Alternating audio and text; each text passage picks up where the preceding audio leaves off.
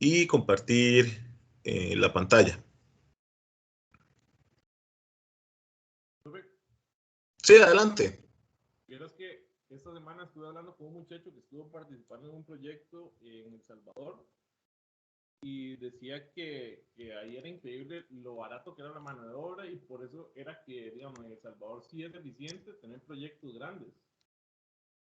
Me pareció interesante porque me dijo, un proyecto de 1 megavatio aquí en Costa Rica puede costar 2 veces y media más que en El Salvador. Digo yo, o sea, aquí le meten como mucha traba también, o sea, aparte de la mano de obra, me estaba diciendo que el gobierno de allá no mete como tanta mano en lo que es administración y permisos. Eso tiene un pro y un contra. Desde luego sabemos que para casi que cualquier actividad económica a nivel de Costa Rica que se realice, pues va a ser más cara, puesto que la calidad de vida es más cara. Entonces, en promedio, en Costa Rica se gana más, pero se gasta más también. Y al final del día, pues hay que irse a normalizar realmente la parte de ingresos y egresos para poder contabilizar si realmente es más caro o no. Hay varios temas importantes que mencionar justamente hoy en la mañana y si lo gustan, pues pueden escuchar el debate en el programa de Amelia Rueda. Hubo una discusión al respecto sobre el porqué de la generación. Es algo que vamos a hablar con detalle más adelante en el curso, pero el porqué en Costa Rica la energía solar y principalmente los proyectos grandes se han visto frenados. Hay razones, desde luego, políticas, económicas, pero hay también razones técnicas de peso. Y una parte importante es el tema de regulación de la red eléctrica y la parte de estabilidad. Si bien es cierto, todos los prosumers, creo que son como prosumidores, ¿no? Los que pueden generar, pero también son como subconsumidores, que es el término que se utiliza para las personas, tienen el derecho a instalarlo. También hay un tema de garantizar la red eléctrica y entrar en temas de control eléctrico es muy, muy interesante. Justamente a final de este mes, parte de los invitados especiales que tenemos en el curso, tendremos a un ingeniero que trabaja en esto en Estados Unidos y él nos va a dar una perspectiva completa de la garantización de la red eléctrica. Entonces, hay muchos aspectos que realmente, o efectos que terminan compensando o dando esta parte de razonamiento.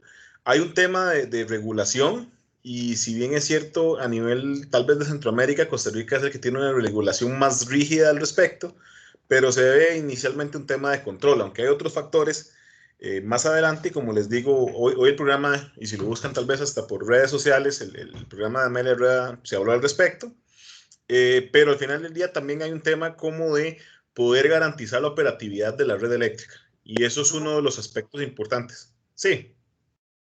Bueno, yo estuve en el Summit del año pasado y ahí llegaron muchos ponentes.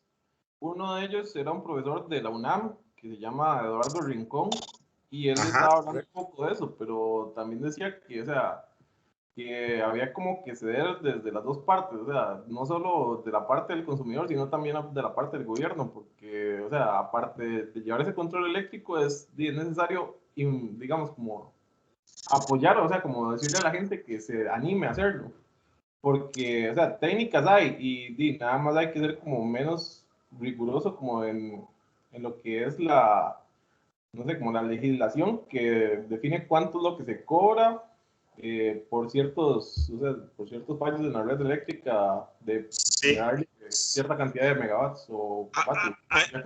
sí, correcto, correcto, definitivamente. Y yo soy a favor, no estoy como justificando lo que se hace.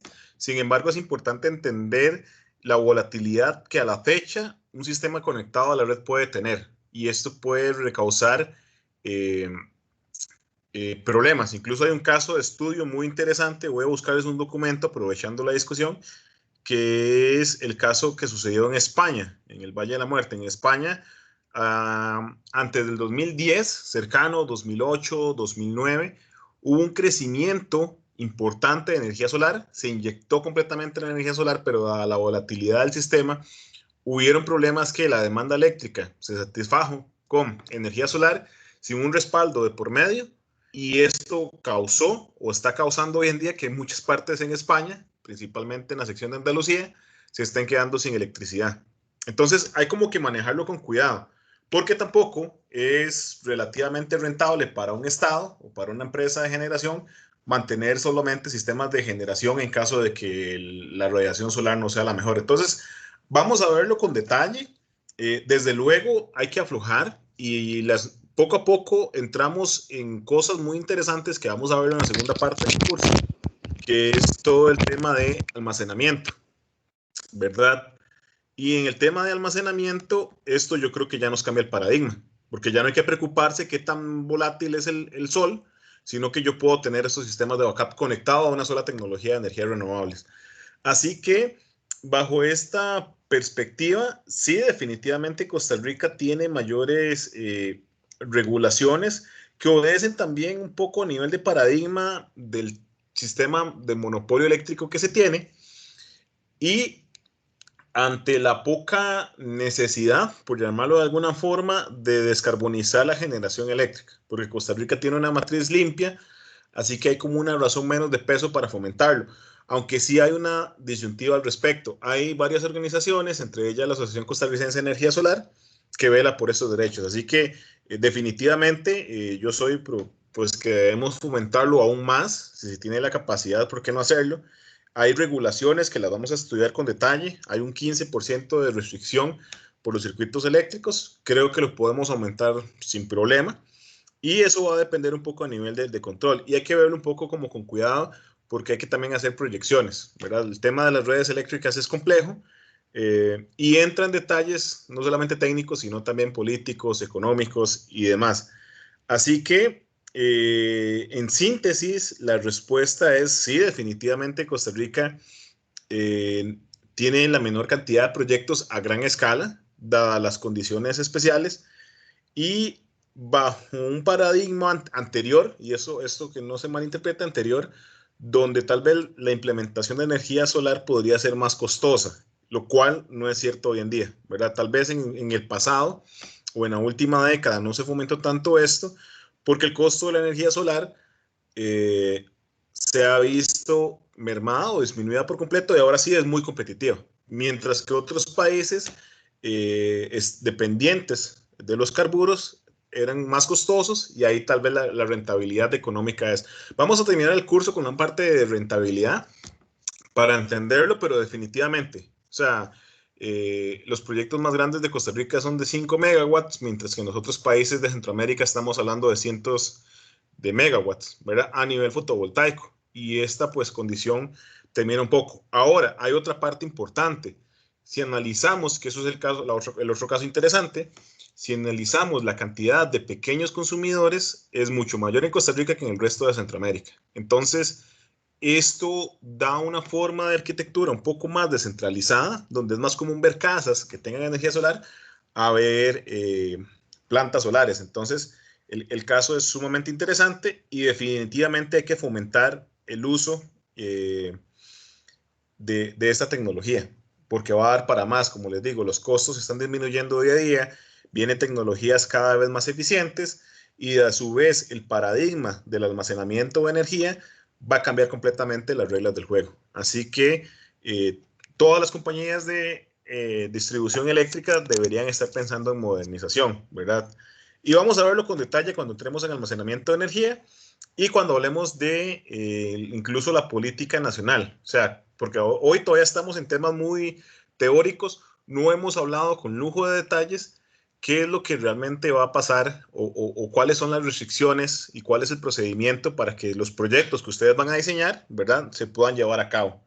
Que es poco, muchas veces aquí en la academia se comete el error de solamente mostrar la parte técnica, pero cuando uno sale a la calle son permisos, licitaciones, contrataciones, etcétera. Es algo que vamos definitivamente a ahondar con lujo de detalle en el curso y que lo vamos a estar pues analizando y discutiendo. Y espero también que tener actores externos que nos permitan dar una visión más amplia. Pero definitivamente están pues completamente invitados, hay canales pues abiertos, con todo gusto también se los puedo compartir, que generan en esta parte de la discusión.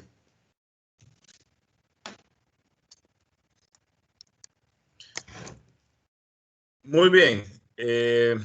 Voy a proceder con la parte de la clase de hoy. Como les digo, esto es algo que sí lo vamos a ver con mucho detalle, la parte de los mercados eléctricos y esta parte del manejo. Pero hoy todavía nos toca, digamos, comenzar a gatear un poco, ¿verdad? Antes de poder ir avanzando en cosas más grandes. Vamos a ver, ¿pueden ver mi pantalla?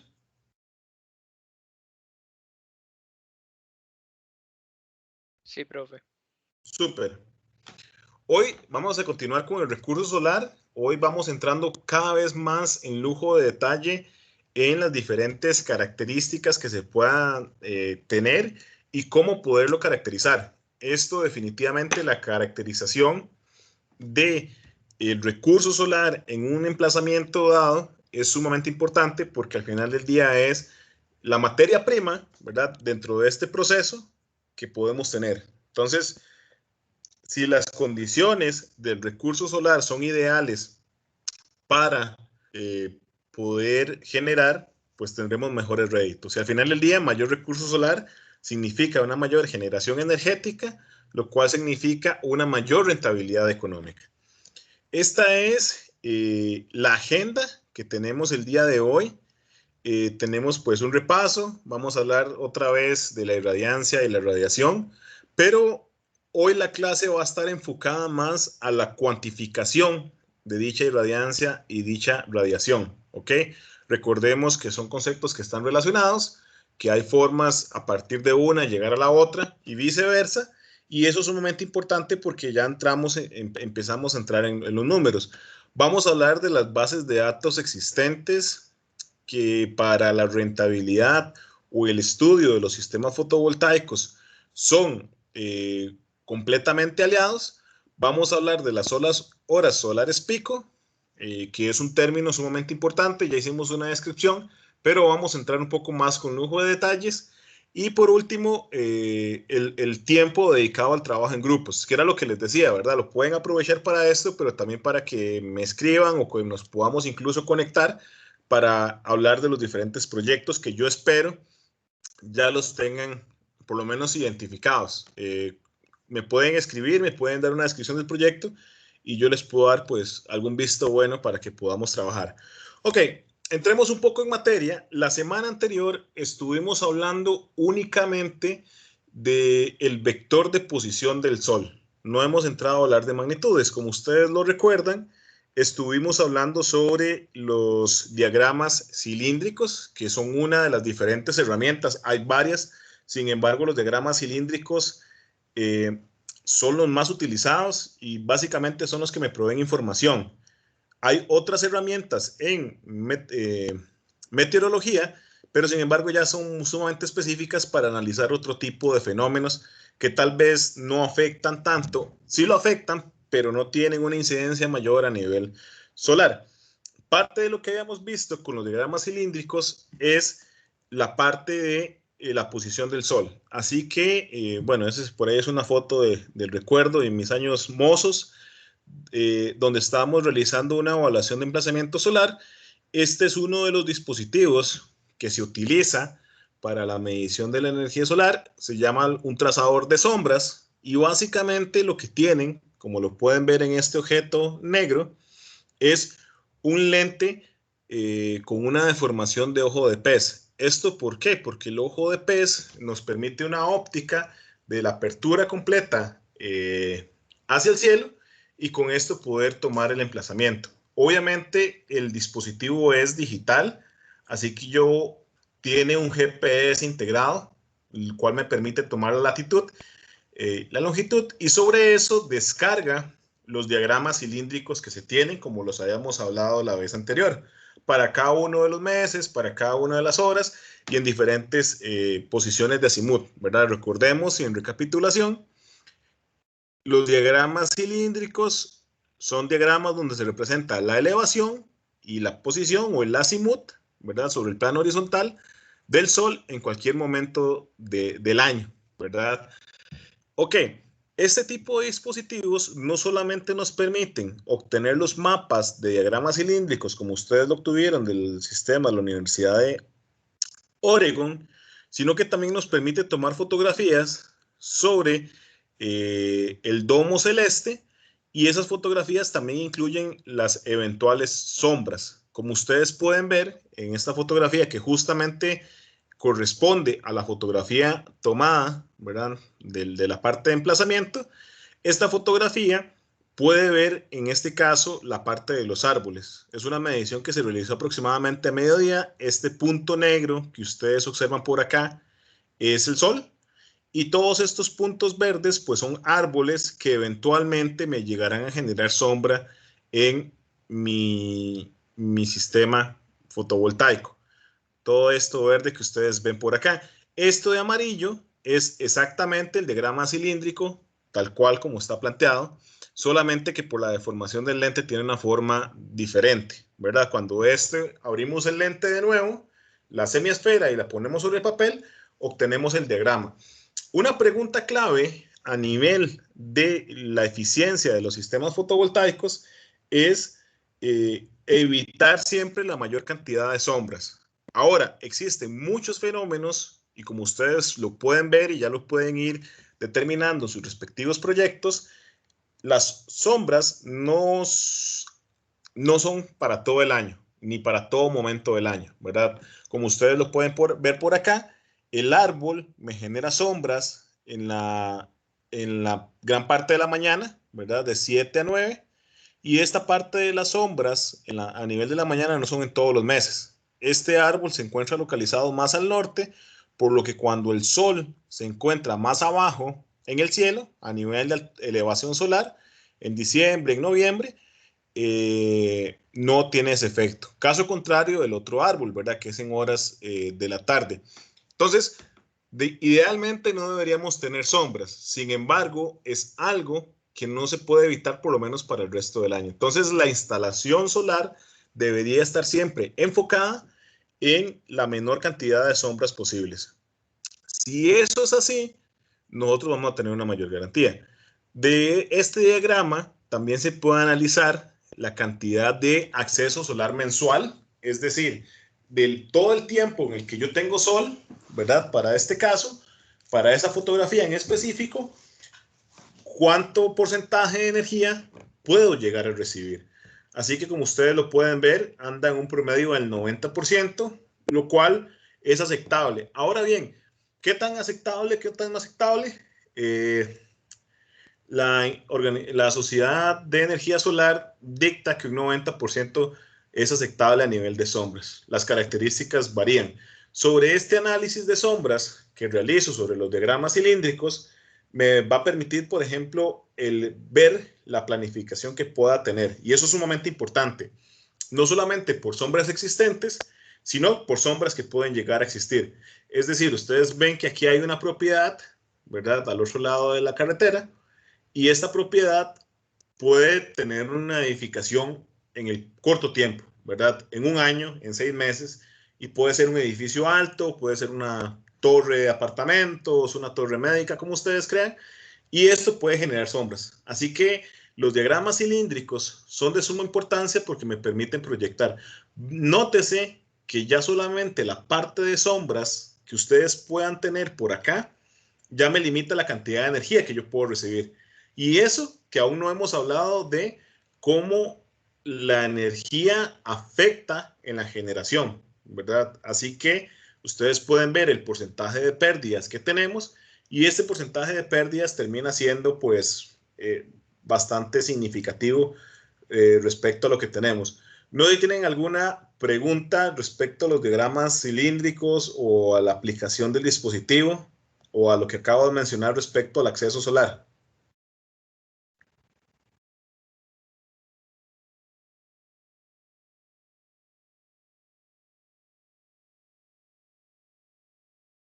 Ok, si no es el caso, continuemos un poco. Entonces, esto lo habíamos visto en la primera lección, pero lo vamos a volver a establecer, y es hablar un poco de la irradiancia y la radiación. Son dos conceptos completamente diferentes, ¿verdad? Donde la radiación tiene símbolo G y está dado en unidades del sistema internacional en watts por metro cuadrado. Esto está relacionado directamente con la densidad de potencia y en contraparte tenemos la radiación, que la radiación, si nosotros tenemos la irradiación o la irradiancia en un gráfico y está en función del tiempo, si nosotros sacamos el área bajo la curva de dicho gráfico, lo que obtenemos es la radiación. De la misma forma, como a partir de la potencia vista a nivel del tiempo, obtenemos la energía. Así que en esta parte, la radiación está definida por kilowatt hora por metro cuadrado o megajoule por metro cuadrado. Esto es importante. A nivel de simbología se van a encontrar que principalmente la irradiación o la irradiancia, el símbolo que se utiliza para establecerlo es G, ¿verdad? Mayúscula. Y para la radiación, eventualmente es H. Hay algunas otras letras, pero son poco comunes de lo que se pueden realmente utilizar. Es importante respecto a la radiación, como ya lo hemos mencionado, hay dos cosas importantes que lo vamos a ir viendo más adelante, principalmente cuando hablemos de estudios energéticos. El primero de ellos es que la radiación, tal cual como ustedes la ven por acá, va a estar dependiente en cuánto tiempo. Esa es la primera relación. Y lo segundo es en qué porcentaje de tiempo estoy promediando, ¿verdad? Si ustedes recuerdan de sus clases de cálculo, cuando yo saco el área bajo la curva, que es una integral, una de las principales aproximaciones que tenemos es pequeños rectángulos, ¿ok? Esos rectángulos me pueden dar efectivamente la precisión. Y cuando hablamos del recurso solar, como es tan variable, necesitamos hablar de precisión. Si no tenemos esa precisión, pues estemos dando datos erróneos, ¿verdad? Y a nivel meteorológico es lo mismo. Así que cuando hablamos de la radiación, nosotros tenemos que indicar el periodo de tiempo en el cual se mide, que puede ser años, días, horas, minutos, incluso segundos, si nos quisiéramos ir muy específicos. Y en el supraíndice, que está la nomenclatura familiarmente aceptada, es el periodo de tiempo en el que se promedian los datos. Por ejemplo, nosotros podemos tener un dato de radiación, donde el dato de radiación es el promedio diario de los datos, ¿ok? Y ese promedio diario se estimula bajo una media móvil, que esa media móvil va a estar establecida cada 10 segundos en función de los dispositivos. Los dispositivos tienen diferentes tiempos de respuesta para medirlo y por lo regular los tiempos en los que se promedian, desde luego, deben de ser mayores a ese tiempo. Los dispositivos son, dependiendo del dispositivo, a sección de la celda, la celda calibrada, pueden andar en tiempos mayores a un segundo, ¿ok? Entonces eso es importante en la metrología o en la meteorología para poder entender el fenómeno, porque esto fácilmente me pueden dar, por ejemplo, picos de luz o partes de luz menores, ¿ok? Recuerden que una parte interesante, 3.6 megajoules equivalen a 1 kilowatt hora por metro cuadrado. Lo vamos a ver más adelante con un ejemplo, son partes destacadas. Nada más un comentario al margen que la unidad Joule es la unidad oficial del sistema internacional y el kilowatt hora, a pesar de que no es la unidad oficial, quizás es la unidad más utilizada, ¿verdad? Si hablamos o si ustedes ven las facturas eléctricas, si no habían visto una factura eléctrica antes del proyecto que están desarrollando, ustedes ven que en la factura eléctrica la facturación está dada en kilowatt hora, no está dada en megajoules, y esto es muy poco común. Sin embargo, en energía solar tenemos que mezclar ambas unidades, y esto es curioso porque posiblemente nuestra factura eléctrica, que es el punto de inicio para el diseño de mi planta, esté en kilowatt hora, pero las bases de datos, como las vamos a ver más adelante, posiblemente estén en megajoules. Así que hay que realizar la respectiva conversión. ¿Ok? Que la conversión es relativamente simple, que es la cantidad de segundos que hay en una hora, ¿verdad? Y si recordamos, hay 3.600 segundos y por el descarte de unidades se saca el factor de conversión. Porque un joules es un watt por segundo, ¿verdad? O watt segundo. Ok. ¿Alguna pregunta hasta acá?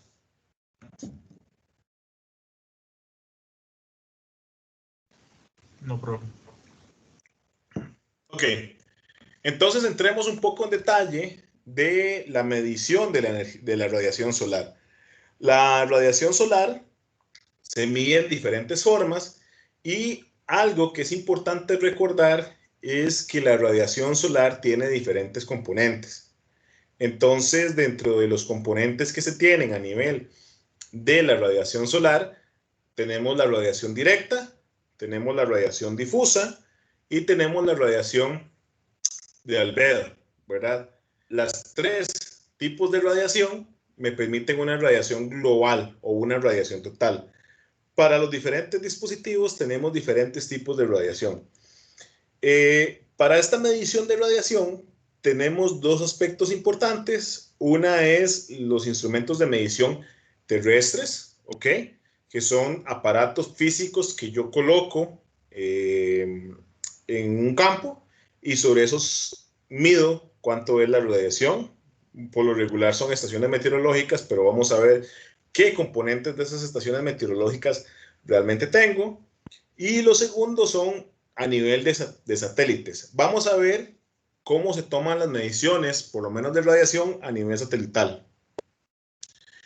El primero de los elementos es un piranómetro. Un piranómetro es un dispositivo de medición meteorológico que mide diferentes condiciones de los sistemas solares, ¿ok? Estos sistemas solares tienen diferentes componentes de radiación y en función de cómo yo lo instale, lo voy a poder generar. El piranómetro es un concepto general, hay diferentes tecnologías. La primera de ellas es una termopila, ¿ok? Que la termopila es un componente o un transductor electrónico que tiene una capacidad de respuesta en función de la radiación que recibe. El segundo de ellos es una celda calibrada, que básicamente es la misma tecnología del panel solar. Y la tercera es un fotodiodo, que las tres obviamente tienen una respuesta en función del espectro. Hay algo importante que lo vimos en la primera clase, que es lo que se llama la respuesta al espectro, ¿verdad? Recordemos que el espectro viene en diferentes longitudes de onda a nivel solar y es sumamente importante seleccionar cuál tipo de dispositivo yo pueda utilizar. Y esto lo vamos a ver con lujo de detalles poco más adelante y la siguiente lección. Recordemos, si ustedes ven en esta gráfica, tenemos el rango de operación para cada una de las diferentes tecnologías de los piranómetros, ¿ok? Esto que ustedes ven acá en rojo, ¿ok? Es la respuesta al espectro que se tiene a nivel del océano o a nivel de mar, ¿ok? Que recibimos en la corteza terrestre del Sol. Y ya habíamos visto un gráfico de diferentes colores de cuánto era lo que llegaba, cuánto es lo que se difracta o se absorbe o se refleja y cuánto es lo que llega a la corteza terrestre. Nótese que dependiendo lo que queramos medir, podemos tener problemas de desfase en la herramienta de medición. La primera de las tecnologías es una termopila, ¿ok? Que esta termopila tiene una lectura de respuesta al espectro en este rango, ¿ok? Pueden ver que va desde la luz, desde el rango ultravioleta hasta la parte infrarroja, incluso llegando a los 3000 nanómetros. Y esos 3000 nanómetros es interesante porque todo el espectro, por lo menos de la radiación que recibimos a nivel solar, se pueden ver en ese espectro. Es decir, el piranómetro me funciona en ese espectro sin ningún problema. Pero si utilizamos otro tipo de tecnologías como celdas calibradas o fotodiodos para poderlo medir, ¿ok? Tenemos el problema de que gran parte del espectro no se logra ver, así como ustedes lo pueden ver por acá. Y esto es simplemente porque a mayores potencias tenemos una saturación del semiconductor. Cuando entremos a hablar de tecnología fotovoltaica, vamos a ver dichos fenómenos, y en estos fenómenos tenemos barridos cuánticos, tenemos saltos de protones, perdón, de fotones, y tenemos trampas en las celdas que me permiten ya llegar a puntos de saturación. Entonces, como ustedes pueden ver, los fotodiodos o las celdas fotovoltaicas, que al final del día termina siendo básicamente fotodiodo, tienen limitaciones con la respuesta al espectro. A pesar de que tienen limitaciones con respecto al espectro, esto les da una mayor velocidad de respuesta. Así que en función del fenómeno que yo quiera evaluar, posiblemente colocar una celda calibrada, que ya vamos a hablar de ella más adelante, puede ser mucho más precisa si queremos hablar de velocidad, por ejemplo, porque eso solamente es el rango o la magnitud del espectro en frecuencia que tenemos, pero no tanto así del tiempo, ¿verdad? Entonces, yo lo que genero son como filtros paso-baja, ¿ok? Hablando en términos electrónicos, y ese filtro paso-baja es lo que me permite ver esta parte del espectro en cierta radiación. Si me paso de eso, ya empiezo a tener problemas con las celdas y son parte de la saturación. Los piranómetros, bueno, no sé si tienen alguna pregunta con esto de la respuesta al espectro, que puede ser un poco complejo.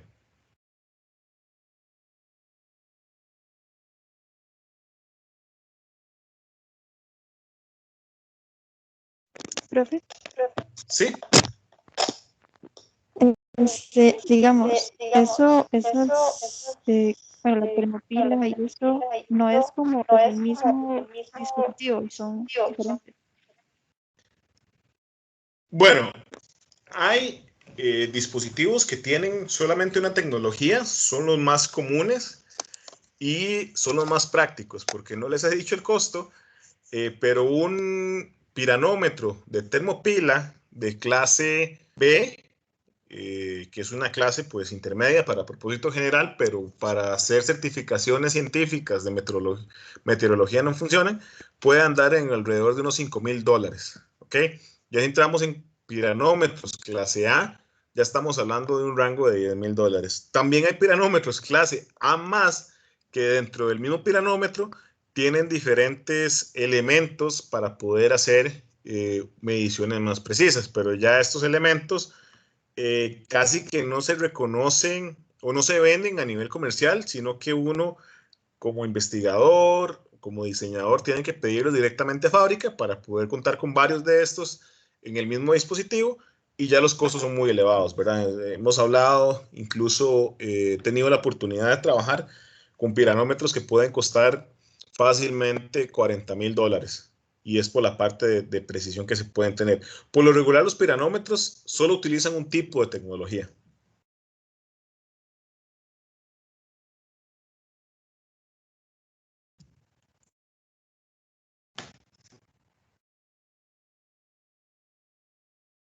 Ok. Otro aspecto de los piranómetros es las diferentes configuraciones en las que yo los puedo trabajar. El piranómetro básicamente se compone de 4 partes principales. Mecánicamente son relativamente simples. Una es el case, ¿verdad? O el encapsulado donde yo me encuentro. La segunda de ellos es la cúpula de vidrio, que le permite condiciones de medición importantes y una protección. Tiene que cumplir 2 requisitos que básicamente son los mismos requisitos del vidrio en los sistemas fotovoltaicos. Uno, no interferir en el espectro de radiación que se tiene, y 2, proteger mecánicamente a la celda, porque al final del día, pues ni el case, ni la cúpula de vidrio, ni la parte electrónica que pueda tener por dentro es lo costoso como lo costoso que puede ser el sensor. Siempre, todo sensor calibrado va a ser eventualmente caro. Ahora bien, hay diferentes formas para obtener diferente tipo de radiación. Si yo tengo el piranómetro en esta posición, y vamos a ver fotos más adelante, este piranómetro me da la radiación global, es decir, absolutamente todo, y esta radiación global no va a discriminar dentro del tipo de radiación que podemos tener, ¿ok? Así que va a ver todos los componentes y los va a evaluar. Ahora, esto puede resultar relativamente útil, pero es engañoso. Y ya lo vamos a ver por qué más adelante. La principal respuesta al por qué es porque la respuesta, y eso está por acá también, no solamente en el piranómetro, sino a nivel del panel solar, este curva en azul es la respuesta en frecuencia de una celda de silicio, ¿ok? Y esa celda de silicio es una de las más utilizadas a nivel comercial. Estamos hablando que es casi el 92% del mercado. Y como ustedes lo pueden ver, si yo tengo situaciones en las que el espectro de frecuencia varía, pues tengo menor respuesta. Así que la radiación global, o si yo puedo medir solamente radiación global, la utilidad es buena, pero no tan buena, porque yo para poder predecir realmente el comportamiento necesito ver qué componente de radiación. Para esto ya uno puede generar diferentes elementos, ¿ok? Y hablamos de 3 tipos de componentes. Que la radiación global es igual a la radiación directa más la radiación difusa más la radiación de albedo. Así que básicamente si tenemos 3 dispositivos podemos sacar las componentes y la descomposición de esa radiación global. La primera de ellas es la radiación difusa, que la radiación difusa se utilizan generando o bloqueando la radiación directa que puedo recibir.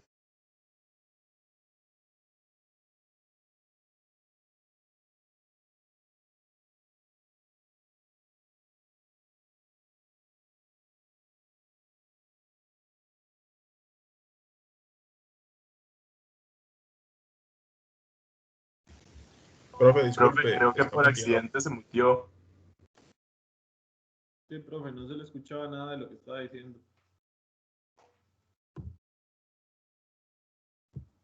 Profe, a uno se le escucha, está en mute. Sí, profe, sigue silenciado. Ok, ¿ahora sí me escuchan? Sí, ahora sí, profe. Perfecto.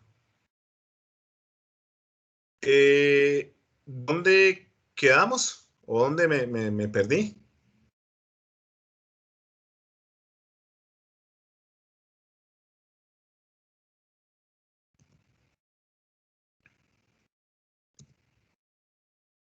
Estaba hablando de la radiación global, profe, que es la suma de la directa más la difusa más el albedo, pero después comenzó como a señalar el recubrimiento que tiene el piranómetro y ahí fue donde nos escuchábamos. Ok. Muchas gracias. Como les comentaba, el heliógrafo me permite quitar el componente de radiación directa que tenemos en el piranómetro. Básicamente es una cobertura que está intencionalmente puesta para quitar el movimiento del Sol. Ese tipo de sensores, que es un piranómetro para radiación difusa, el cobertor, lo que genera es una parte del seguimiento. Y este seguimiento lo que hace es bloquear en todo momento, de acuerdo a la posición del Sol, que está regida por un diagrama cilíndrico, y cuando yo bloqueo la radiación directa del Sol, lo que recibo es toda la radiación difusa que puede entrar por los costados de la corona y también la radiación de albedo que refleja en la parte frontal, ¿ok? Esto me permite poder entender la radiación difusa que podamos tener y con ello poderlo garantizar. Días, días despejados van eventualmente a tener mejor radiación o menor radiación difusa que un día nublado, ¿ok? La cantidad de nubes va a estar proporcionada a la cantidad de radiación difusa que tenemos. Así que ese es uno de los componentes. Como les digo, es un componente móvil, tiene que seguir al Sol y hay diferentes orientaciones. Esta es una poco más simple mecánicamente porque yo limito un grado de libertad del Sol. Así que lo puedo ir moviendo respecto a los meses del año manualmente. Existen otros completamente automatizados y los pueden ver en fotografías también, que lo que tienen es una bola. Y esa bola, el piranómetro va rotando con el sol, y esa bola lo que hace es bloquear la luz que se tiene en el piranómetro para determinar la cantidad de radiación difusa. ¿Ok? Entonces, básicamente, aunque el albedo es importante, el componente del albedo en muchas aplicaciones efectivamente no es tan necesario, por lo menos a nivel de sistemas monofaciales. Cuando hablamos de sistemas bifaciales, los sistemas sí son más, o se necesita saber la parte de albedo. Que esta es la segunda parte importante. El otro componente, que es un instrumento de medición fijo, es un albedómetro. Y este albedómetro básicamente es dos piranómetros colocados en espejo. Uno que me determina el piranómetro frontal y el otro que me determina la radiación que recibo del piso. ¿Ok? Con esta radiación reflejada y con el piranómetro yo puedo calcular el albedo. Que el albedo es una unidad adimensional que me permite ver cuánta es la reflexión que yo puedo tener en todo momento. Esto que ustedes ven por acá es una planta de experimentación en Alemania donde hay diferentes tipos de sensores.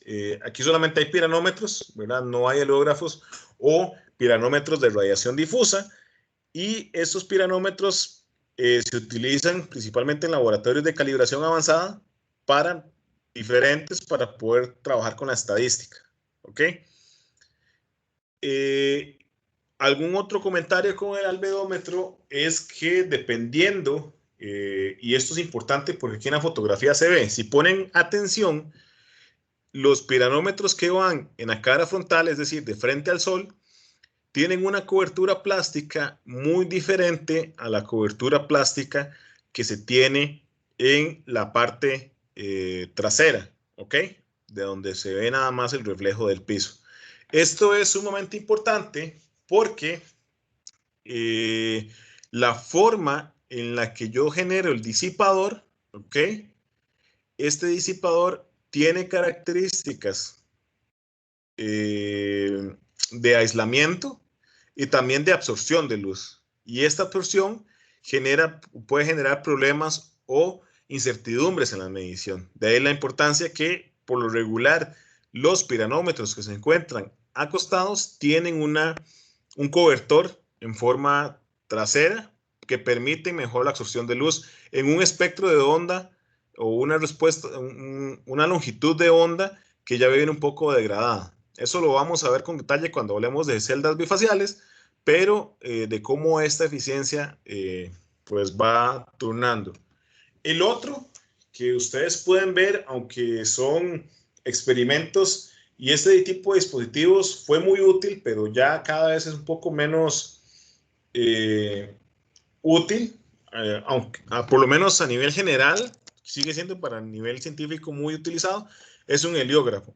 El heliógrafo lo que hace es determinar la posición del sol en todo momento. Entonces yo coloco ese globo y ese globo básicamente es una lupa, que esta lupa lo que hace es calentarme una lámina que es removible y básicamente lo que hace es el dibujo del diagrama cilíndrico que ya ustedes tienen pues determinado y es uno de los elementos o instrumentaciones más antiguas a nivel de energía solar que, como les digo, ya solamente queda a nivel de uso científico porque ya mucho está solventado por las bases de datos y el movimiento o el estudio del movimiento del Sol. Así que, como ustedes pueden ver en esta lámina, estos heliógrafos lo que hacen es medir la trayectoria, así que yo tengo láminas relativamente calibradas y esas láminas pues las voy clasificando para determinar el movimiento del Sol. Así que ustedes pueden ver que hay días en los que estamos más al sur, en los que estamos más al norte y días donde eventualmente se sale del rango de medición. ¿Ok? Y lo otro que yo les hablaba es una celda calibrada, que una celda calibrada no es más que un panel solar pequeño. Ese panel solar pequeño no tiene condiciones diferentes a las del panel solar y me permiten generar la radiación. Tienen una ventaja en que son relativamente rápidos para la parte de radiación, pero tienen puntos de saturación, que los vamos a estudiar un poco más cuando hablemos de la tecnología cristalina. Hay diferentes tipos y son relativamente fáciles de utilizar, aunque las celdas calibradas, por los procesos de calibración que llevan, pueden ser extremadamente costosos. Una celda calibrada puede rondar los $20,000, dependiendo del laboratorio de calibración que los utilice. ¿Ok? ¿Alguna pregunta con los instrumentos? Porque luego de esto vamos a pasar a lo que es la radiación medida por satélites.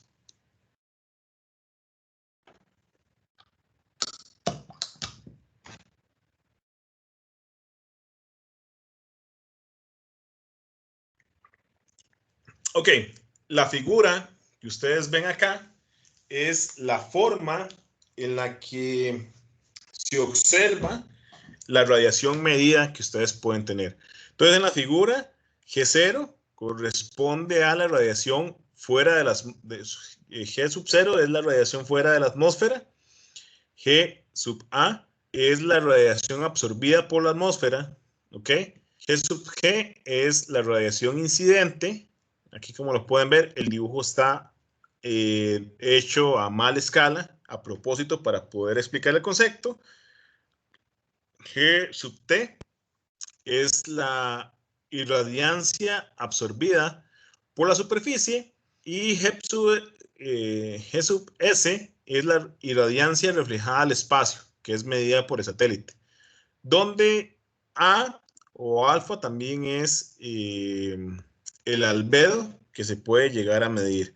Entonces, lo que hace el satélite es básicamente hacer una medición de G sub 0, porque lo puede medir afuera de nuestra atmósfera, y de la radiación reflejada. Entonces, como ustedes pueden ver, la radiación incidente va a ser igual a la radiación absorbida por la superficie más la radiación reflejada más la radiación absorbida por la atmósfera. Básicamente esas son las tres constantes que estamos recibiendo. Ahora, la irradiancia absorbida por la superficie es igual a la irradiancia incidente menos o multiplicado por un factor de 1 menos el albedo. Es decir, si nosotros sabemos el albedo de la superficie, ¿okay? Que básicamente se puede determinar en función de la parte de la Tierra y está ya relativamente clasificado, nosotros podemos determinar la radiancia incidente. Entonces, como ustedes pueden ver, es una radiación, una medición indirecta, no es una medición directa, no hay forma de que el satélite mida cuánto es la radiación generada. Si sabemos que GT es igual a esta expresión matemática, podemos despejar que la radiación incidente se da por esta relación, ¿ok? Donde la radiación incidente es igual a la fracción de 1 sobre el reverso del albedo por la radiación fuera de la atmósfera menos la radiación absorbida en la atmósfera, que la estoy midiendo, y la radiación absorbida por la atmósfera también, que la podemos medir. Todo esto lo puede medir el satélite, y sobre estas mediciones que mide el satélite es que yo estimo la radiación incidente. Entonces, de nuevo, la radiación solar por satélites es una radiación completamente indirecta, ¿ok? Algunas características importantes. Hay satélites geoestacionarios donde tienen una resolución espacial de 1 kilómetro. Los satélites geoestacionarios son de los más comunes. Hay redes privadas de satélites, que ya vamos a hablar de eso, de las bases de datos. Y esta base de datos o estos satélites nos permiten una generación relativamente buena de lo que se puede tener. La resolución temporal es de cada 15 minutos. Esto por los métodos de comunicación y toda la tecnología de comunicación satelital para poder enviar esos datos a la Tierra y la viabilidad de la data. Esta radiación solar a partir de satélites permiten obtener datos de radiación solar en largas superficies utilizando el mismo método. básicamente es una forma estándar y eso es como se está midiendo y así es como se mide la radiación incluso en otros planetas, ¿verdad? Como ustedes lo pueden ver en Marte y el Perseverance tiene sistemas de medición de radiación solar y los métodos que utiliza inicialmente son relativamente así, ahora tiene formas de medir la radiación en Tierra. Y eso es importante porque una parte importante del Perseverance se alimenta con paneles solares eh, utilizando en una combinación híbrida con una celda de hidrógeno. Los datos obtenidos en estos satélites se utilizan especialmente para poder ver una visión macro, ¿verdad? Y esta visión macro, lo que al final del día se traduce en mapas de radiación, que ya los vamos a ver. Nada más denme un segundo para encender la luz porque ya me quedan oscuras por acá.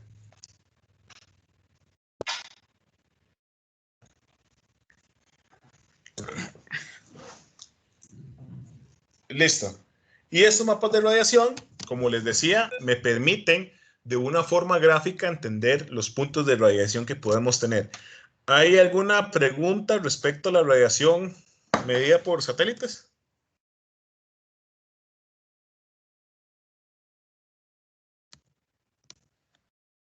Ok. Si no es el caso, hay ciertas herramientas disponibles en línea. Vamos a ver algunas de ellas en la clase. Y es parte de lo que podemos establecer. De las más conocidas tenemos a Meteonorm, que básicamente es una de las más antiguas. Es una base de datos relativamente abierta, pero no es completamente abierta. Ya toca pagar si uno quiere tener todas las condiciones. Solcats es una base de datos de radiación, pero el tema de esta base de datos de radiación es que es muy especializada, pero solamente en algunos puntos, ¿verdad? Y la otra es la de la NASA, que es una herramienta completamente abierta. Y esta herramienta abierta la vamos incluso a hacer un demo actualmente. SolarGeese, que SolarGeese es una de las mejores o más reconocidas bases de datos a nivel global, pero son bases de datos de pago, así que posiblemente no dudo que vayan a hacer su proyecto con alguna de esas bases de datos, pero con la de la NASA y con la del Instituto Meteorológico Nacional es importante. Ahora, antes de dar un demo de las diferentes bases de datos, o por lo menos de la de la NASA, que al final del día la lógica de ingreso es la misma, ¿ok? O de las estaciones meteorológicas, lo primero que debo mencionar cuando se trabaja con bases de datos satelitales es la incertidumbre que pueden existir, ¿ok? Aquí solamente estoy haciendo una comparación para un sitio en la zona norte del país, donde estoy comparando la base de datos de la Estación Meteorológica Nacional, la base de datos de la NASA y la radiación medida durante 5 años por una estación meteorológica ubicada en sitio. Y como ustedes pueden ver, el total o el promedio mensual, ¿verdad? O las horas solares pico, como lo vamos a ver más adelante, la diferencia es bastante. Así que no se extrañen si hay que lidiar con la base de datos. Y estas bases de datos también, mi recomendación es que no solamente se fíen en una, sino que evalúen lo que son las tendencias y lo que son realmente los promedios. Aquí que en un análisis estadístico ustedes pueden tener diferentes bases de datos y pueden promediar para obtener una medida más realizable. Esto dependiendo de dónde tengan la estación meteorológica, ¿ok? Al final del día, la radiación o la radiación medida por una base de datos va a ser más imprecisa que la radiación medida por una estación meteorológica, ¿ok? Así que eso es parte de las recomendaciones en evaluación eh, por este tipo de sistemas. Esas bases de datos son libres de acceso, digamos. De estas que les muestro acá en la presentación, solamente la de la NASA es completamente abierta.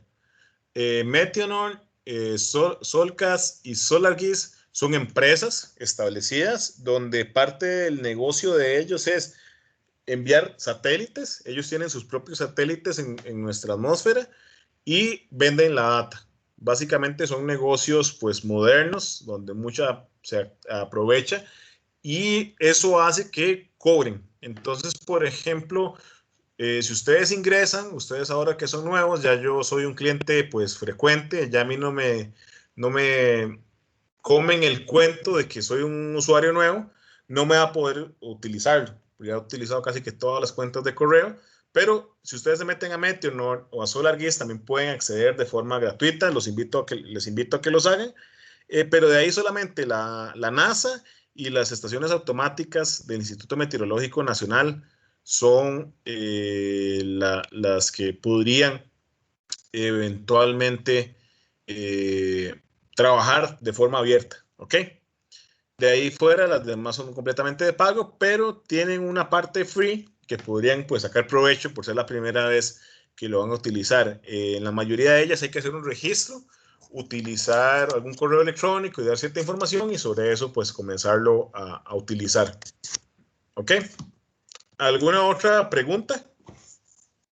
Profe, con respecto a las estaciones, como ¿qué tanto hay que tenerle cuidado a la distancia del punto donde uno desea, donde está la estación en sí? Eso es importante. Si, como vimos, los satélites tienen 1 kilómetro de resolución. Si la estación está más largo del kilómetro, ya el criterio de que la estación sea más precisa que la resolución satelital ya no es válido. Y casi que si no hay una estación cerca, lo vería con un poco de recelo. Y conforme más distante esté de la estación meteorológica, mayor aún. Pero, por ejemplo, con una estación meteorológica aquí dentro del TEC, no es necesario tener, o sea, puedo poner un panel solar sin miedo del recurso solar en cualquier parte del TEC que yo desee. Si eso va más allá, ya casi que hay que optar un poco más por las bases de datos satelitales, ¿ok? Entonces ese es como el criterio de qué tan cerca, qué tan largo. Desde luego hay que jugar más con las bases de datos satelitales porque en la vida real no es posible tener estaciones meteorológicas en todo lugar, ¿ok? Entonces básicamente ese es como el criterio y por lo regular va a ser un poco más complicado. Ahorita que echemos una ojeada a las bases de datos o las estaciones del meteorológico, lo vamos a estar viendo. Ok, voy a dejar de presentar mi pantalla. Desde luego saben que me pueden interrumpir en cualquier momento. Y voy a...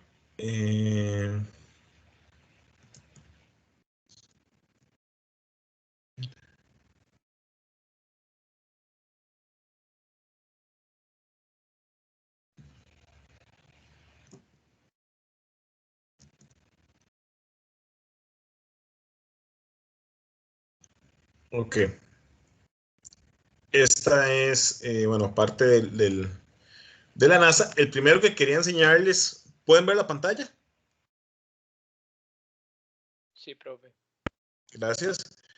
El primero que ven ustedes es las bases de datos de la NASA. Son de acceso gratuito, así que ustedes pueden experimentar no solamente con energía solar, hay demasiada información. Y la que ustedes pueden utilizar sin problema es el Data Access Viewer, que básicamente me permite hacer una evaluación del sistema. Entonces, como ustedes lo pueden ver acá, yo empiezo a abrir, me va a desplegar un mensaje. Parte de la tarea para el día de hoy es que puedan explorar un poco por lo menos esta herramienta. Y sobre esta herramienta ustedes pueden pues seleccionar, ahí está cargando lo que es el mapa, pero pueden seleccionar el punto sobre Costa Rica. Yo me voy a ir aquí, esperamos que cargue, un poco hacia el TEC. Vamos a ver por dónde nos queda el TEC. Profe, ¿podría pasar Sí, el link para ir jugando con eso? claro, con todo gusto, se los comparto por acá.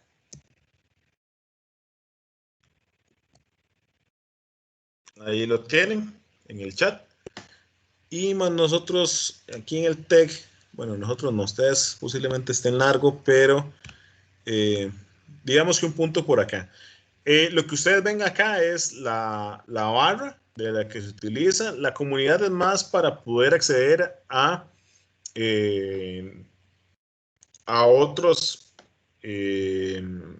comunidades de bases de datos, y sobre esto ustedes pueden ir colocando un pin a donde ustedes quisieran. Aquí me voy a centrar un poco más. Por aquí está la huella del TEC.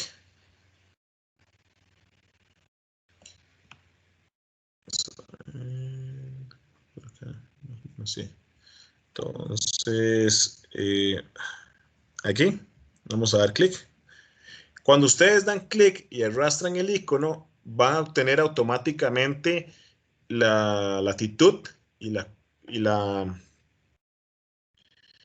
longitud en grados decimales. Así que ya viene con la parte del tiempo. Y luego pueden seleccionar la cantidad de tiempo que ustedes lo quisieran evaluar. Como pueden ver, las bases de datos están desde el 80, así que ustedes lo podrían jalar sin problema. Seleccionan un día y podrían jalarlo de los últimos 15 años.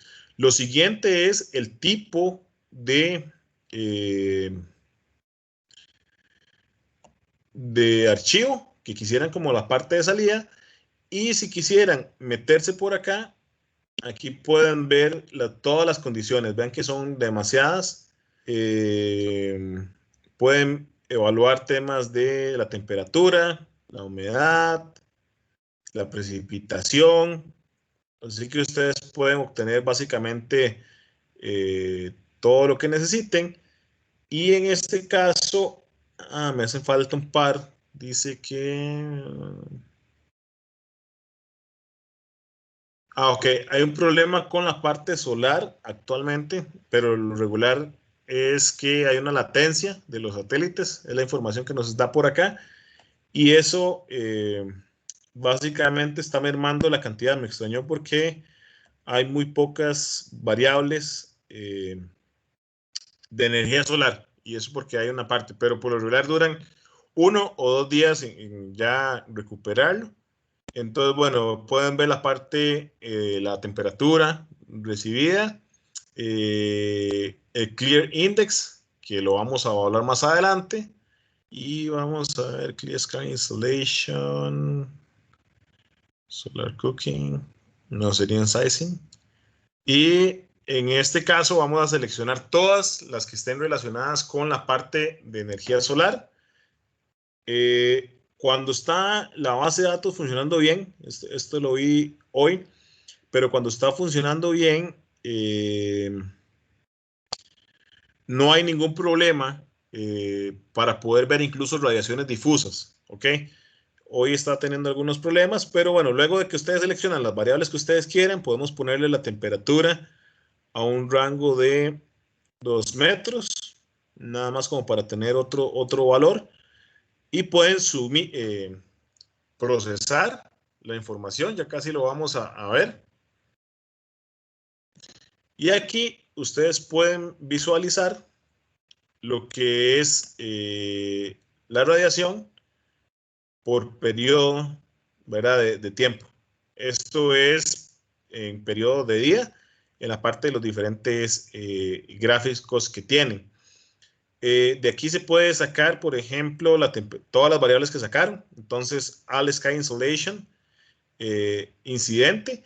Esta es la insolación que tenemos sobre la Tierra. De momento, si no hay más datos, es la que podemos utilizar como base de referencia. ¿Ok? Luego el Clear Sky Insolation. Básicamente es un tipo de radiación cuando no tengo nubes, así que la variación pues mide. Esto es común, ahora que lo estoy pasando, como ustedes pueden ver, pueden haber en el periodo histórico años en los que no tengo mediciones por algún motivo. Incluso esto, cuando bajan las bases de datos, pues las bajan por un tiempo, luego las recuperan. Y el Cleaning Index, que lo vamos a evaluar más adelante.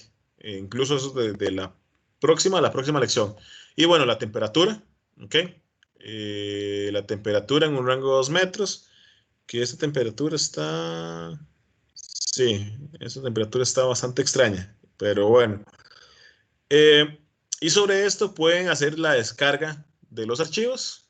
y ahí lo pueden pues descargar su archivo punto por punto, un CSV o cualquier otra base de datos y sobre eso verla. ¿Ok?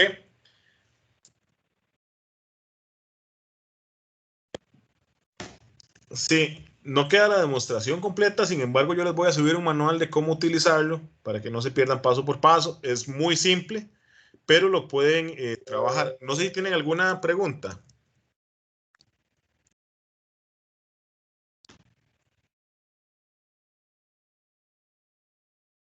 ¿Todo claro? O hasta que no lo atravesen, pues van a encontrar algunas cosas, pero como lo ven es relativamente simple.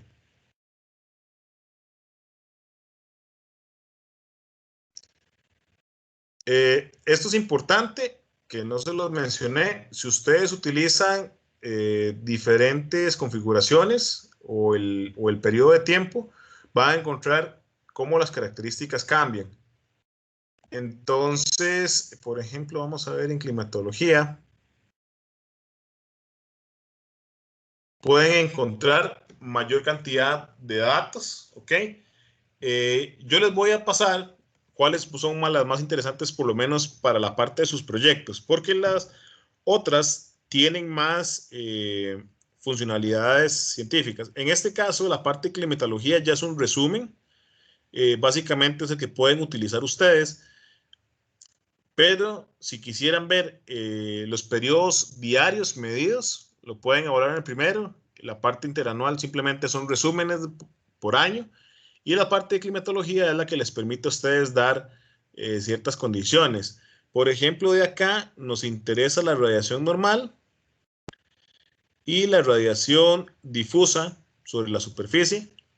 Los demás es a ciertas horas y vamos a ver, yo lo dejaría por aquí nada más para evaluarlo. Lo procesamos la información y ustedes pueden ver la parte promediada anual. Entonces pueden ver cómo la radiación difusa, en este caso la variable que tengo, si utilizo la radiación normal, pueden ver la radiación normal que tengo sobre la superficie. Y luego vamos a ver, recuerden que esto es sobre el plano perpendicular, solamente sobre la superficie. Luego tenemos que hablar sobre las conversiones energéticas que podemos tener. ¿Ok? El porcentaje de radiación difusa y recuerden que la radiación difusa más la radiación normal va a darnos como resultado la radiación global.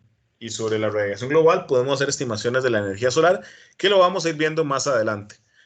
¿Alguna pregunta hasta acá?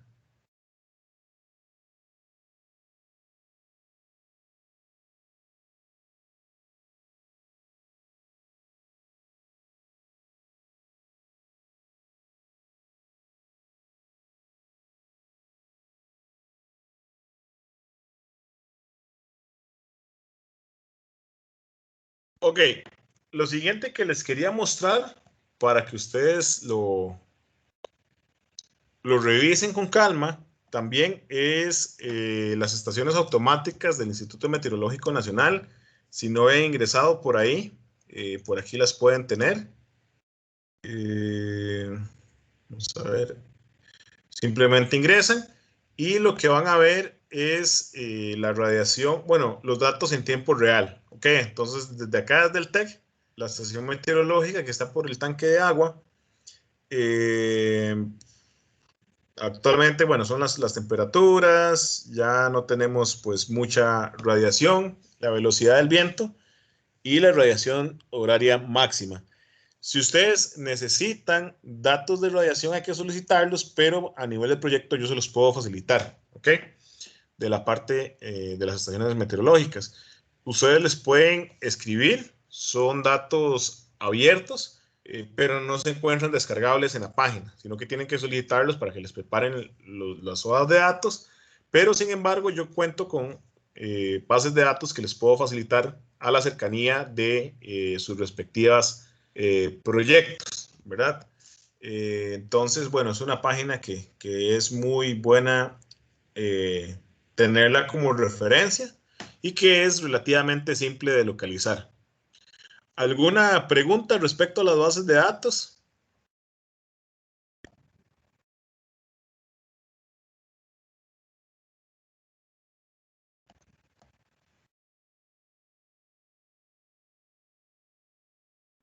Ok. Si no es el caso, regresamos a la presentación.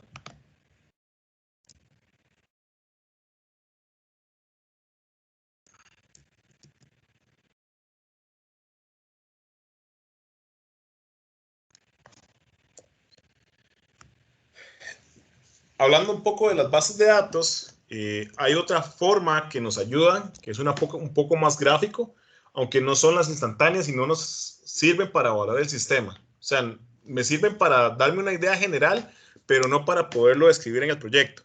Así que los mapas de radiación son una forma gráfica porque se utilizan escalas de colores para evaluar el potencial solar en una región. No existe una forma generalizada de reportar los datos en los mapas, así que al final del día termina siendo un poco a la libre y es criterio del diseñador del mapa, cuando yo junto la información, cómo lo represento. Así que no hay mucho estándar, no se fíen de los mapas solares. Este es, vamos a ver, del École Polytechnique de París, de la Escuela de Minas.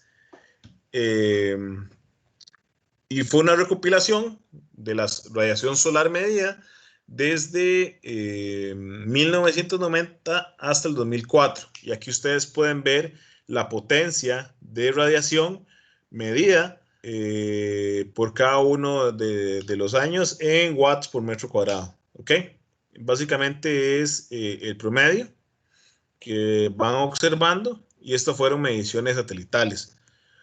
Esta otra es de Europa Central, y es de la compañía SODAPRO, que es una compañía que le vende servicios a la Estación Espacial, a la Agencia Espacial Europea, y básicamente es otro tipo de mapa, un poco más actualizado, de la radiación global para el 2005 hacia el 2017. Aquí dan la radiación global, ¿ok? En kilowatt hora por metro cuadrado por año a nivel general. Ojo al detalle, porque la radiación global, como lo pueden ver, por ejemplo, aquí está, esto es Alemania, que es un caso interesante porque es en Europa el mayor productor de energía solar. Como ustedes pueden ver, la energía solar en promedio ronda los 1100 watts por metro cuadrado, kilowatts hora por metro cuadrado al año. Este es el caso de Costa Rica, son diferentes mapas, han habido diferentes proyectos, ¿ok? Esto es la radiación global y como ustedes pueden observar, el caso de Costa Rica más bien, que se ve más anaranjado, ronda los 1700 kilowatt hora por metro cuadrado por año, ¿ok? Nótense que hay ciertas zonas interesantes, desde luego, y como uno lo podría intuir, la zona de Guanacaste es la que presenta el mayor potencial. Hay retos técnicos que eventualmente no hacen que sea la zona más eficiente al final del día por temas de temperatura, que es una de las variables que vamos a estar evaluando, y temas tal vez de suciedad, dadas las condiciones en toda la parte guanacasteca, donde la llanura hace que los vientos arrastren muchas partículas en el aire y esas partículas queden en los paneles solares.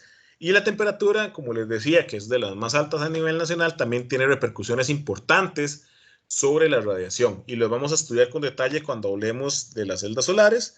Vean que en la meseta central, a pesar, bueno, también es un tema de nuestro enfoque vallecentrista, donde la mayoría de la población está pues comprimida en la parte central. Un mapa, cuando hablemos de la parte de legislación, les voy a mostrar un mapa de dónde se encuentra la mayor población, la mayor parte de paneles solares instalados a nivel de densidad, y se encuentran justamente en esa zona donde tal vez no es la más provechosa. Las partes donde tenemos menor aprovechamiento solar es en nuestra cordillera montañosa, a excepción de Cartago, en esta zona de Pacaya, de Llano Grande, donde cercanos al volcán Irazú, dada la ubicación geográfica, le permite una buena radiación. Aquí el tema con la cordillera es que parcialmente genera muchas sombras y esto hace que la radiación no llegue de forma precisa, como ustedes lo pueden ver. Sin embargo, y eso es importante, volviendo al mapa trasero, ¿verdad? De la radiación global horizontal, nótese que incluso yéndonos al sur de Alemania, que es como lo más soleado que pueda haber en München o en Stuttgart o Nuremberg, lo que podemos tener básicamente son 1200 watts por metro cuadrado. Ni siquiera llega a la escala en verde. Bueno, Italia y España son casos ideales y luego toda la parte del Báltico. Pero en el caso de Costa Rica, el mínimo alemán, o más bien el máximo alemán, apenas llega a ser el mínimo a nivel de Costa Rica y en lugares donde pues la instalación no lo realiza. En conclusión, y más bien complementando un poco la discusión que teníamos al inicio de la clase, Costa Rica es ideal para la instalación de paneles solares, ¿verdad? De energía solar fotovoltaica, y definitivamente deberíamos fomentarlo aún más. Si Alemania es el productor mundial con estas condiciones, ¿por qué nosotros no podríamos apostar fuerte por esta tecnología? Estas son las 95 estaciones con registros heliográficos, que son registros solares, que se los mostré ya en la página web y los pueden acceder. Y estos registros tienen una base de datos, la cual voy a estar compartiendo también. ¿Ok? ¿Alguna pregunta o comentario respecto a los mapas de radiación? Estos registros que estás mostrando acá son como de empresas ya establecidas. Por ejemplo, un lugar como Oxígeno, que me acuerdo que también ellos pusieron paneles solares en sus instalaciones y que están también ligados como a una red eléctrica. ¿Eso no está registrado ahí o no? O sea, no sé si me expliqué bien con la pregunta. Bueno, este mapa no ve dónde están las instalaciones. Les dije que ese mapa se los voy a mostrar. Este mapa simplemente es la radiación medida de un satélite que existe sobre la superficie. Entonces, no se ve en este mapa, pero sí hay mapas que sí las identifican. Sí, me refería al otro, el que está como por puntos, que dijiste que ahí estaban las 90 y resto de estaciones. Ajá. Las estaciones. De las estaciones meteorológicas son las estaciones meteorológicas del Instituto Meteorológico Nacional. Por ejemplo, conozco muy de cerca, porque hemos trabajado con ellos, con el sector bananero, todos los que es esta parte de la estrella. Ellos tienen sus propias estaciones meteorológicas. Lo que sucede es que son bases cerradas y, por ejemplo, entonces, como la de Oxígeno, que puede tener una, no está reportada acá. A no ser que haya sido del meteorológico, que tengo entendido que no.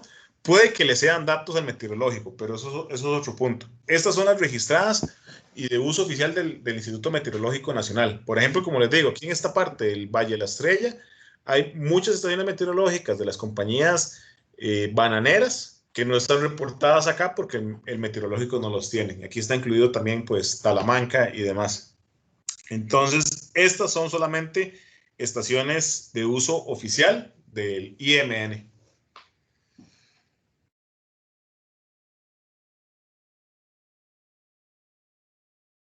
¿Alguna otra pregunta o comentario?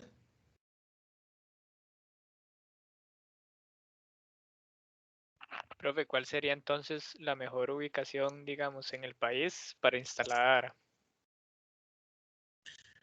O sea, porque dijo que en Guanacaste, aunque hay buena radiación, o sea, no es tan factible técnicamente. No es que no sea tan factible técnicamente, es que es también el lugar donde voy a tener mayores pérdidas, que eso es importante, principalmente por temas de temperatura. Yo creo que la mejor parte es esta mancha que se observa por acá, en San José de Cartago, justamente porque tenemos una combinación de ambos factores. No tenemos temperaturas tan elevadas, lo cual a los sistemas fotovoltaicos les va muy bien, y dos, tenemos un componente importante de radiación. Sin embargo, con todo y las pérdidas que podamos tener en Guanacaste, posiblemente en Guanacaste tengamos mayor generación al final del año que lo que podamos tener aquí en San José. Tal vez no sea mucho, pero es un poco más por las condiciones que se dan del calor. Y vamos a estudiarlo con números más adelante cuando veamos esas pérdidas por calor. ¿Ok? Para mi criterio, debería ser una combinación de ambos, y esta zona central pues se presta bastante bien en ese sentido. Sin embargo, no quiere decir que en Guanacaste y en ciertas zonas, principalmente donde la radiación es extrema, ¿verdad? Cercano, por ejemplo, al al Golfo de Nicoya, a lo que es el área de conservación Tempisque, donde la generación pueda ser excesiva. También hay temas de saturación en respuesta al espectro que eventualmente podrían generar una disminución de la energía. Sin embargo, como les digo, yo creo que en Costa Rica, dado este mapa, no hay lugar malo donde instalar un panel solar.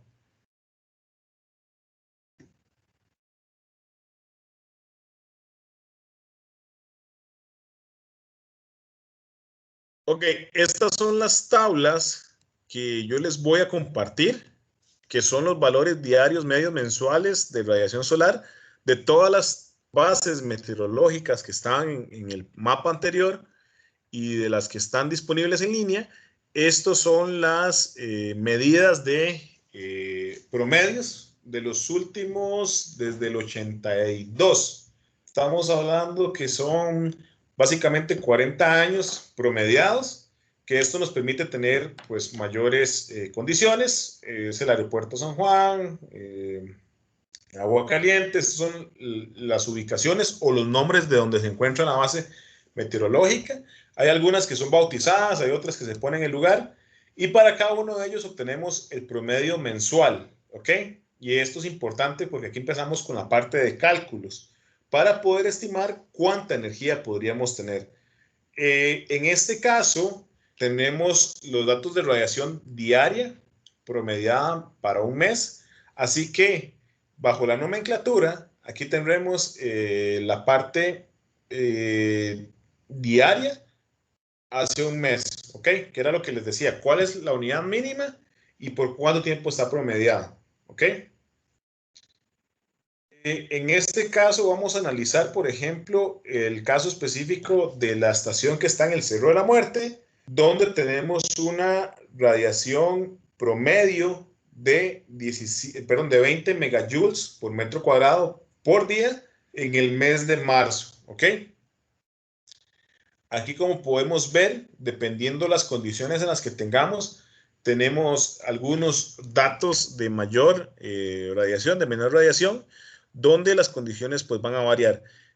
Por ejemplo, nótese de este, que son ejemplos muy en específicos que tenemos, el Cerro de la Muerte.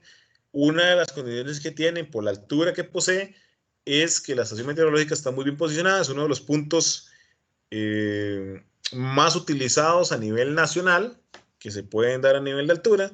Sin embargo, puede que no sea el punto de mayor irradiación, ¿verdad? Donde se tiene la mayor radiación. En este caso, se tiene en Cañas, que no les tengo que decir, para los que conocen pues un poco Cañas sabrán que la radiación solar es mayor allá a simple vista, o también en el aeropuerto Juan Santa María, que son zonas pues relativamente calurosas, donde hay mayor cantidad de radiación solar y que eso se puede también notar por percepción. Hay otros lugares como Bagaces, como Tirro, que estas son específicamente estaciones meteorológicas cercanas, pero en diferente localización. Para esto tienen que acceder a la localización que se encuentra acá. Este documento va a estar compartido también para que lo puedan pues jugar.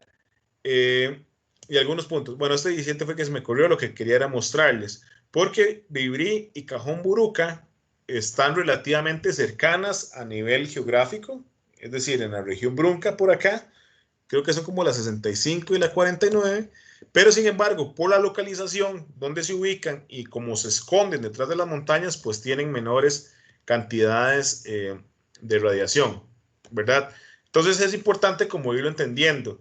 Tenemos una buena red de bases meteorológicas, eso es bastante bueno para la parte de proyectos. Y lo segundo es que somos un país muy pequeño, así que podemos jugarla con lo del Meteorológico Nacional y con los datos que obtenemos de bases como las de la NASA para poderlos utilizar sin ningún problema, ¿ok?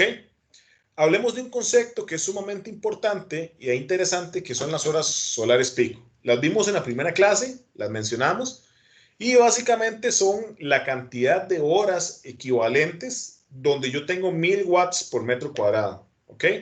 Recordemos que es volver a integrar bajo la curva. Aquí lo que tenemos es la irradiancia. para un día soleado sin lluvia. Nótese que no tenemos picos, es una curva muy buena y sobre esta vamos a tener una mejor condición. Ahora bien, nótese la radiación que podemos tener con un día con lluvia, y este día con lluvia pues genera muchas distorsiones a nivel general, incluso en horas de la tarde la irradiancia es casi nula, y sobre esta irradiancia nosotros podemos promediar la cantidad de horas. Ok, como les comenté, la energía o la radiación es el área bajo la curva, y si nosotros hacemos una estimación para un día soleado sin lluvia, que es el primero de los casos, que es como la curva fácil de ver, y agrupamos en bloquecitos de 1000 kilowatts hora por metro cuadrado, podemos obtener la cantidad de horas solares. En este ejemplo tenemos aproximadamente desde las 8:30 hasta las 3:30 de la tarde, lo cual son, vamos a ver, 1, 2, 3, 4, 5, 6, 7 horas solares pico, ¿ok? Que 7 horas solares pico es un dato relativamente estándar para el caso de Costa Rica. Son datos que se pueden obtener en Costa Rica. Si nos vamos al caso de Alemania, por ejemplo, en enero tenemos un dato de 1.5 horas solares pico, para que ustedes se den una idea, porque los gráficos de irradiancia pueden ser como los de esta curva, ¿ok? Pero esto es un dato para Costa Rica de lo que se puede realmente alcanzar, y nótese que la curva es relativamente la misma, nada más que en diferente escala, pues sobrepasa ligeramente los 800 watts por metro cuadrado, y simplemente lo que hacemos es agrupar en pequeños, o cuánto es el equivalente, ¿verdad?, de la curva que yo tengo inicial, a si esa curva pudiera meter una línea constante de 1000 watts por metro cuadrado en una hora, ¿ok? Y a eso le llamamos hora solar pico. Vamos a hacer nada más el ejemplo del cero de la muerte para el caso de mayo, para obtener, entonces, las bases de datos del meteorológico, como les comentaba, son de uso científico, primeramente, y eso hace, y por lo que rige los estándares, que deban presentarse en megajoules por metro cuadrado. Para poderlo trabajar bajo nuestra terminología eléctrica, necesitamos cambiarlo a kilowatt hora por metro cuadrado. Como les dije, la conversión es de 3.6 kilowatt hora por metro cuadrado. Si lo quieren demostrar, simplemente es la cantidad de segundos que tengo en una hora menos la conversión de la escala de las unidades. Y en el caso específico de mayo, el ejercicio es determinar cuántas son las horas solares pico que tengo en la estación meteorológica del Cero de la Muerte, o que están promediadas para el mes de mayo. Entonces, lo primero que tenemos es que para el Cero de la Muerte en el mes de mayo tengo una radiación diaria promedio de 16 megajoules por metro cuadrado, y esto lo convierto a kilowatt hora por metro cuadrado, ¿ok? Entonces, al hacer la división, me da que la radiación es de 4,44 kilowatt hora por metro cuadrado. Si quisiéramos calcular la cantidad de horas solares pico, solo tengo que dividir ese valor entre 1000 watts por metro cuadrado. Entonces tengo 4444 watt hora por metro cuadrado dividido entre 1000, y obtengo que tengo un promedio de 4.44 horas. Más adelante en el curso, cuando veamos estimación energética, vamos a ver la importancia de utilizar horas solares pico en el cálculo energético, ¿ok? Entonces es un concepto sumamente importante, es simple de estimar, pero que es de suma importancia para poder hacer comparativas y cálculos rápidos, sin entrar en mucho detalle. ¿Alguna pregunta con las horas solares pico?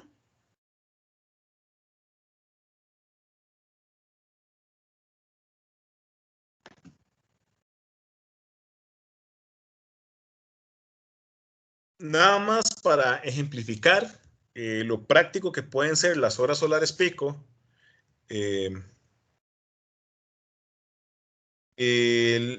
Las horas solares pico que tenemos, en este caso, vamos a utilizar un panel simple, aunque este cálculo es muy simplificado, vamos a aprender a hacerlo con mayor detalle, pero esto es un panel de tecnología Canadian Solar, y, por ejemplo, utilicemos el 395p, ¿ok?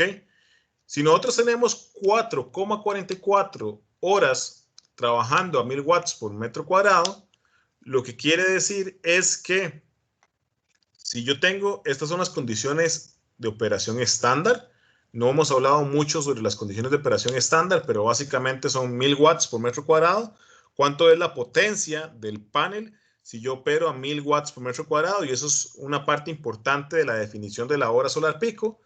Así que en este caso, para este panel dice que cuando yo lo irradio con 1000 watts por metro cuadrado, tengo 395 watts de potencia. Si sabemos que en el Cerro de la Muerte tenemos 4,44 horas solares pico, ese modelo en mayo me estaría generando 1755 watts de energía diaria, lo que equivale a 1,75 kilowatt hora diarios, ¿ok? Solamente un panel de energía en un caso idealizado. Vamos a ir metiéndole pérdidas a ese panel, pero esto es como la importancia para poder hacer estimaciones rápidas de la energía que yo puedo generar. Esto es importante. Esto no considera pérdidas por temperatura o de otra índole. El panel solar, como lo vamos a ver más adelante en el curso, no se puede conectar directamente a la red, necesita sistemas de potencia y a su vez esos sistemas de potencia también presentan pérdidas. Así que esto es un cálculo muy simplificado, pero arrancamos de un cálculo muy simplificado a cosas cada vez más complejas, ¿ok? Y esa parte de complejidad se va a ver reflejada en la parte de pérdidas y en la cuantificación de dichas pérdidas. ¿Ok? Eso es casi que todo de mi parte a nivel de la presentación. Nada más queda como trabajo en grupos, encontrar la estación meteorológica del Instituto Meteorológico que esté más cercana al sitio de su proyecto, tabular en una hoja de cálculo en la sección de archivos de cada... Perdón, sí. Vieras que yo estaba revisando ahí la actividad de trabajo en grupos y revisé que la más cercana se encontraba en Liberia, pero la de Liberia se encuentra en el aeropuerto y no tira los datos de radiación, solo de temperatura. Sí, en ese caso, los que no se encuentren las más cercanas, podemos buscar la segunda más cercana o bien unirnos con las bases de datos de la NASA. Bueno, la presentación está subida, apenas terminemos la clase, les subiré la base de datos meteorológica y también, bueno, los promedios. Yo no sé si en Liberia, no sé dónde lo está viendo, voy a pasarle los datos porque a veces no los tienen publicados. No estoy seguro si los tengo, puede que no, pero lo voy a compartir. Si no, vemos la parte de la NASA. Ah, ok, sí, es que, digamos, la más cercana está a 38 kilómetros, la próxima de Liberia, y después la que le seguía era en Santa Cruz, que estaba como a 54. Sí, ya se encuentra muy largo. En ese caso, sí, déjeme, bueno, voy a subir el documento de las estaciones meteorológicas para que lo tengan por ahí. Y si no es el caso, pues procedemos a utilizar los de la NASA. De todas formas, para todos, tabulemos la información del Instituto Meteorológico Nacional y los datos que obtengamos en la NASA, ¿ok? Entonces los ponemos, incluso los podemos graficar en gráficos de barras mensuales para ir encontrando la radiación solar diaria en cada mes y, bueno, megajoules o kilowatt hora por metro cuadrado para ir haciendo el ejercicio.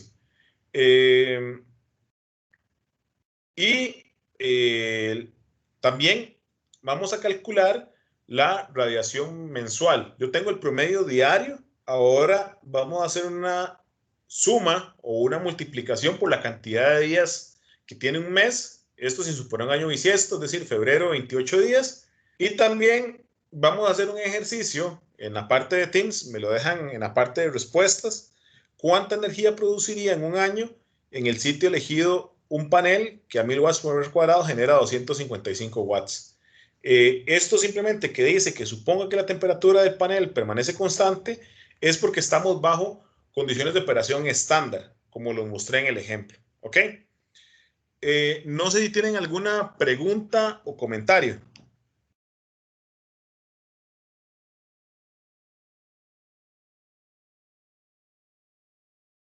Profe, disculpe, ¿usted podría mencionar cuáles son los datos sobre la irradiancia para la estación o la base de datos de